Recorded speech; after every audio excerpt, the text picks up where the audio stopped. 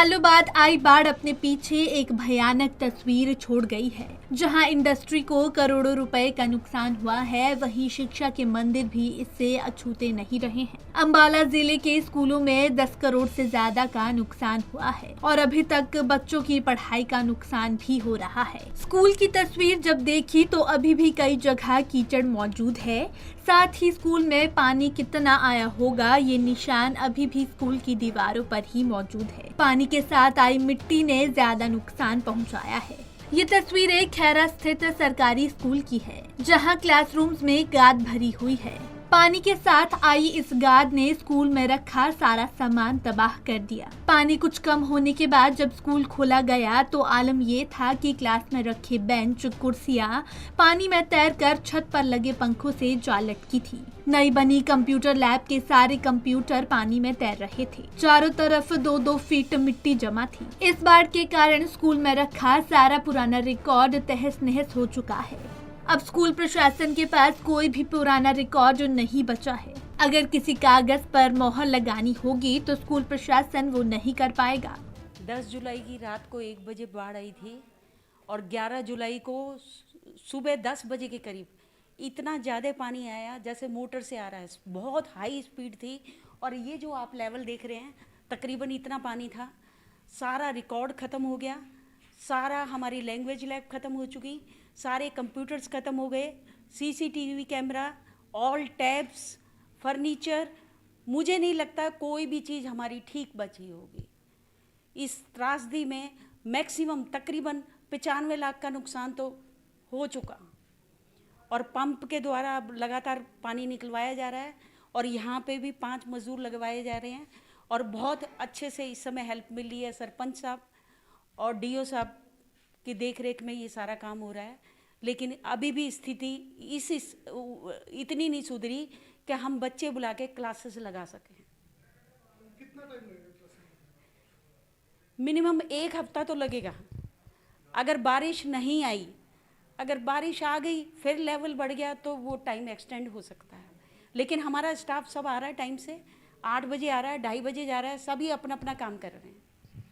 Record भी खराब हुआ, जो पुराना रिकॉर्ड था कुछ बचा इसमें? पुराने रिकॉर्ड पे पानी के बाद कीचड़, गंदी मिट्टी वाली लेयर्स चढ़ चुकी हैं। उसको अगर पेपर्स को हिलाओ कुछ नहीं दिखता, वो पेपर्स फटते चले जा रहे हैं। ऑल ओल्ड रिकॉर्ड्स सब खत्म हो चुका। ऐसे में कोई पुराना रिकॉर्ड मांगते तो क्या कैसे करेंगे? नहीं दे पाएंगे, मोहर लगा के मैं कुछ भी नहीं दे पाऊंगी। जब तक रिकॉर्ड नहीं है तो मैं किसी की डेट ऑफ बर्थ कैसे वेरीफाई कर सकती हूँ। जो ये बाढ़ का प्रकोप रहा है, इसमें घग्गर नदी SYL जो खैरा से भाखड़ा नहर खैरा से 2-3 किलोमीटर दूर से गुजरती हैं, उनमें उफान के कारण गांव खैरा में 8-10 फुट पानी व राजकीय उच्च विद्यालय खैरा में 10 से 11 फुट पानी भरा रहा।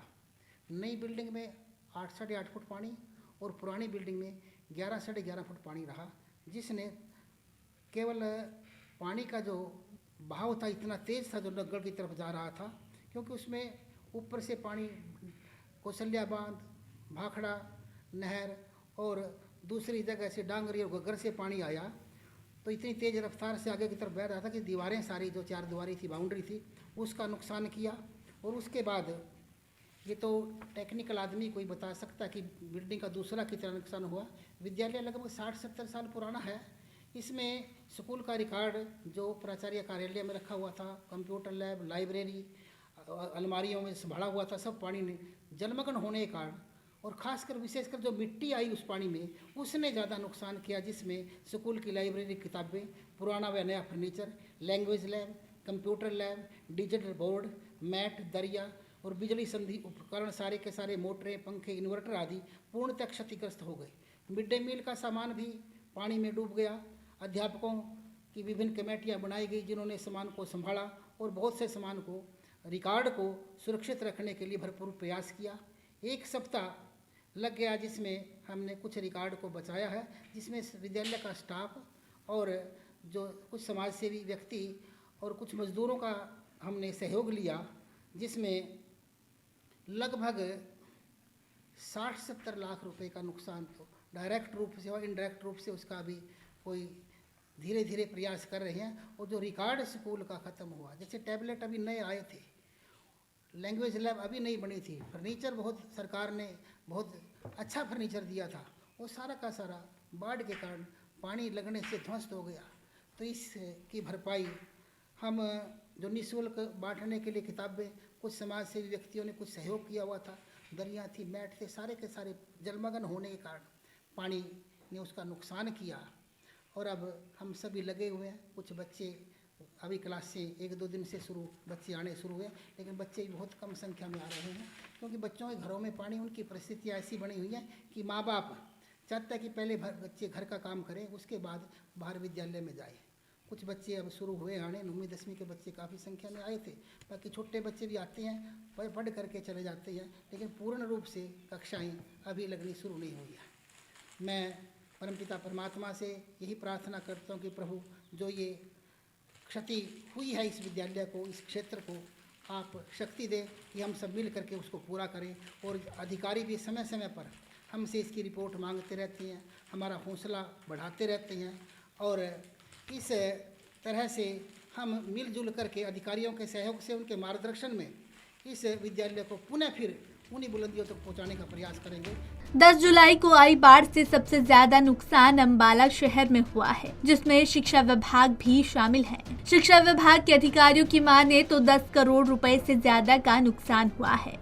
उन्होंने कहा कि शिक्षा विभाग नुकसान का आकलन कर रहा है और स्कूलों में हुए नुकसान के लिए एक लेटर उच्च अधिकारियों को भेज दिया है।